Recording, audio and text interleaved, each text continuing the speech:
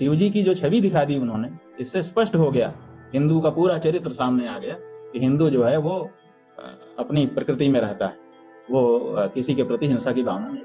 रास्ते में हमको बच्चों ने दिखाया, वो कह रहे हैं कि मैं पूरे हिंदू को नहीं कह रहा हूं, और नरेंद्र मोदी या भारतीय जनता पार्टी ये ही पूरे हिंदू नहीं है। अगर मैं भारतीय जनता पार्टी के लिए कोई बात कह रहा हूं तो उसको हिंदू समाज के ऊपर नहीं थोपा जाना चाहिए। तो हम समझते हैं कि ठीक है, उन्होंने ये बात तो स्पष्ट ही कर दी कि हम पूरे हिंदू समाज के लिए नहीं कह रहे हैं। और दूसरे, उन्होंने शिव जी का चित्र दिखा करके ये बताया कि वो क्षमाशील हैं और कठिनाइयों में भी दृढ़ रहने का की प्रेरणा उनसे हमको मिलती है। और वो शिव जी हमारे देवता हैं, तो वो प्रेरणा हमें भी मिली हुई है।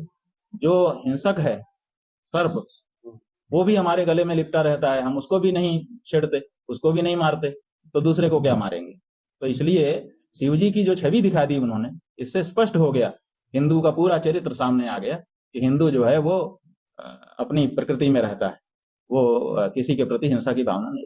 लेकिन गुरु जी, हिंदू हिंसा की इस तरह के जो बयान आ रहे हैं वो पूरा वो ट्रेंड चल गया है विरोध करने का। नहीं, ट्रेंड तो चलता है, तो राजनीतिक माहौल है ना, तो राजनीतिक दल से जो लोग संबद्ध होते हैं या प्रतिपक्ष के होते हैं, वो आपस में एक दूसरे को चलाते हैं। तो जिसकी टीम बड़ी होती है उसका ज्यादा चलने लगता है, जिसकी टीम छोटी होती है उसका कम चलता है।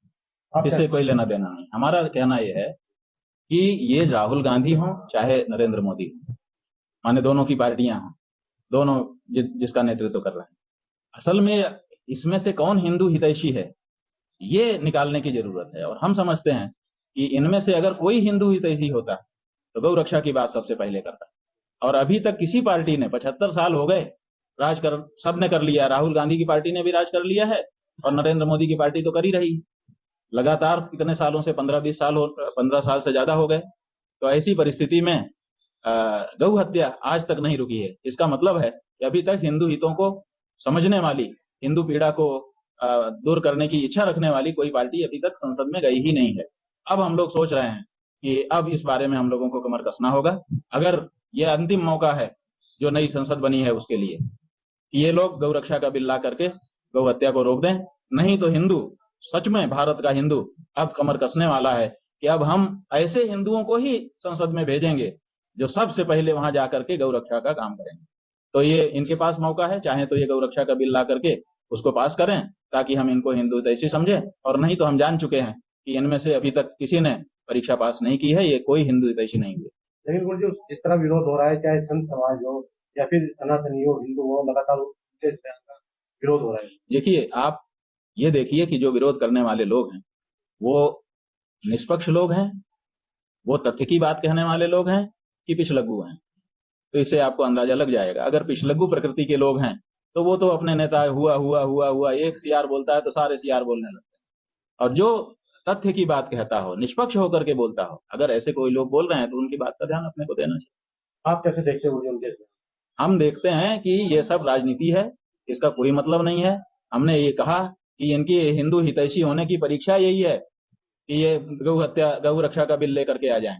देखते हैं, राहुल गांधी लेके आए ना, हम उनको हिंदू हितैषी मानेंगे, लेकिन वो नहीं लाते हैं। और नरेंद्र मोदी तो 10 साल से बैठे हैं, ला ही नहीं पाए आज तक, तो हम किसको माने हिंदू हितैषी, बताओ।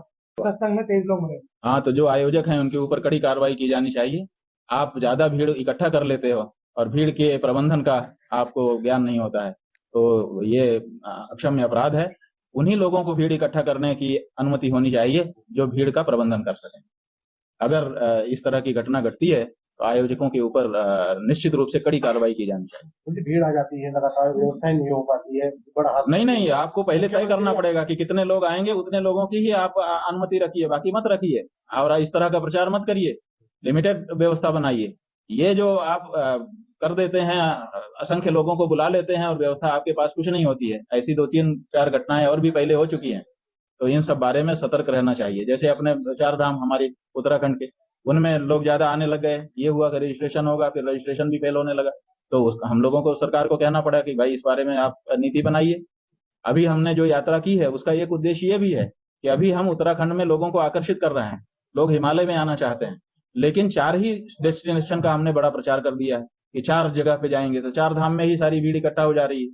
तो हमने ये चाहा है, इसीलिए हम खुद अभी चमोली मंगलम करके आ रहे हैं, आध्यात्मिक क्षेत्रों की यात्रा करके आ रहे हैं।